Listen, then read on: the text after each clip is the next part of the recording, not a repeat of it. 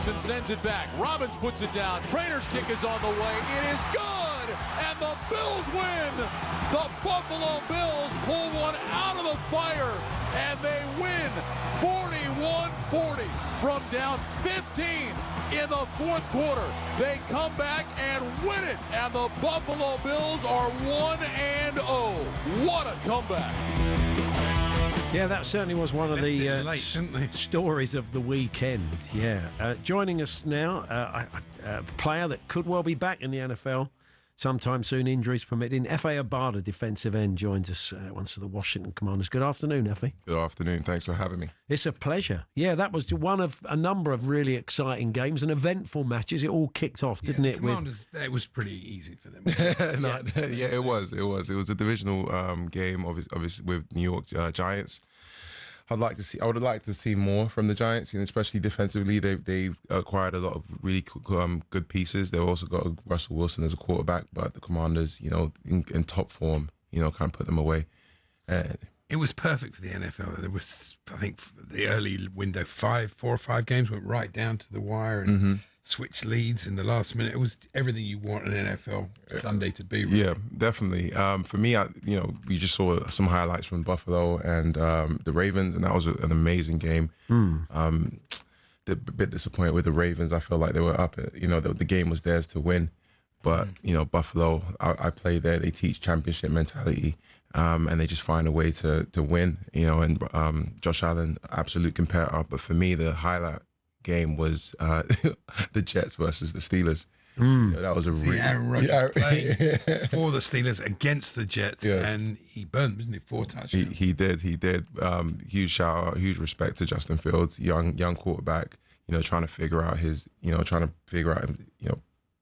what it takes to win, and he played really well, took huge leaps in that game, and I think I'm excited to see what this season brings for him. The Aaron Rodgers story is an interesting one, isn't it? I mean, getting that bad injury, been written off by a lot of people, and then going off and presenting Jeopardy, wondering whether he was going to go down that route and become a TV presenter. But he's clearly still got it, Efe, hasn't he? Yeah, he does. He's a knowledge of wealth. He's been doing this for a very, very long time. And, he's got a big personality, and sometimes that rubs a lot of people the wrong way. But he is a competitor, and right now he's made a lot of money and he's played for different teams, but now he's doing it for the love of the game. The Bucs-Falcons game was a good game. Michael Penix Jr. with an amazing dive from 5 yards. I don't know how he did that. Incredible. Yeah. But they didn't win, did they? No, they didn't. Baker Mayfield found a way to put them away. But they missed a field goal, didn't they? They did. But it's they're going to see each other again. It was the NFC South, division rivals. So they're going to go back, and they're going to see them again. So. There's been a bit of talk about the 49ers for the Super Bowl, maybe because it's been played in San Francisco. I mean, they started off with a win. Who do you fancy this year? Who looks good from your point of view? That's a great question. Everyone's only played one game, so it's very hard to tell. But there's some key teams that have come out there and played strong from last year and are real contenders. We're never going to count out the Chiefs. We've got the Ravens. We've got Buffalo. You've got the Eagles, of course. Washington, it's going to make a great case. I'm a bleeding heart for the Carolina Panthers, even though no one is ever gonna, is never going to agree with me. But maybe not this year or next year. But I feel like they're putting the pieces together in the next couple of years. Hopefully, they'll be contenders as well. And Colts fans celebrating. This was their first Week 1 win since 2013. Wow. That's a terrible record. That is a terrible record. They've got a new quarterback in Danny Jones. He came out in top form. He was playing lights out, and I feel like it's reinvigorated the culture and that franchise and that organization. And if that game is something, if it's foreshadowing to what we're going to see this season, it's going to be a very exciting moment and season for the Colts. Now, you're doing a bit of TV and radio currently and telling us you're enjoying it, but you've not given up hope of getting back in, have you, and playing again? No, I've not. Honestly, I've been very privileged and very blessed to have the opportunities that I've had in the league and, in terms of working with Sky, ITV, BBC, presenting the Super Bowl, covering games. I'm just taking it all in. I'm just growing and learning. I'm still training. I'm still available. If a team calls, I'll be out of there. Yeah. But if he doesn't let himself go. No, if anybody's perspective, he's looking in good nick. What about we've seen. We saw Louis Rees-Zammit recently go over there and try his hand, has come back to rugby. We spoke to him in the studio, and Christian Wade said the same thing when he came and saw us. Part of that is the playbook. When you go over there and play, these kids, they're just by osmosis. They're just absorbed in the game from a very young age. It's very hard as an outsider to come in and pick that up. It's extremely difficult. It's like learning a whole different language. They do have an advantage in terms of it's part of their culture. They've been playing it from some of my teammates have been playing the sport since the age before. Yeah. And for us, we just don't have the resources, we don't have the coaches, we don't have the experience and the time and when we go over there, we don't have the time to develop. It's the NFL. It's a business.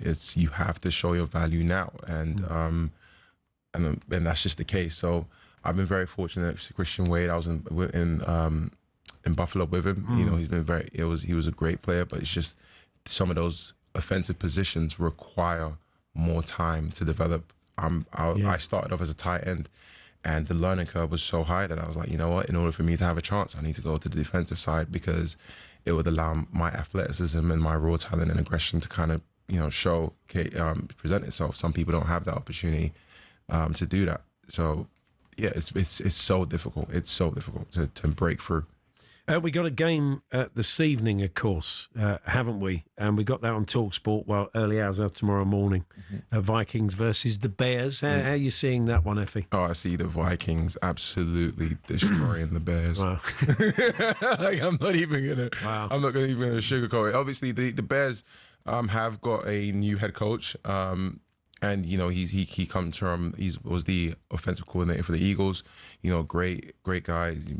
He's a very, very smart guy. But I still think that the Bears have a way to go. I'm sure they're going to put a great season together. But that's a tough division that they're in. But my money's on the Vikings. Just finally, were you an NFL fan when you were sort of first living over here? I mean, or not? Is it something you had the physical attributes to play a game and you got into it through that? Absolutely not. I knew nothing about the NFL. For me, I did it solely because of the physicality, the brotherhood. It was an outlet for me. I was playing for a local team, and it just led to something else, and then that's what made me a fan. When I got signed by the Dallas Cowboys, I didn't even know who Jerry Jones was. Honestly, I didn't know anything about the sport. All my mistakes and all my learning curve was made in the NFL, and slowly through hard work and determination and just opportunities, I was able to learn and find a love for the sport. And it's changed my life, and I'm so grateful that now it's becoming part of the English culture, and they're expanding to different countries and trying to grow the game globally. Also, what OC and Manura is doing in Africa as well is huge.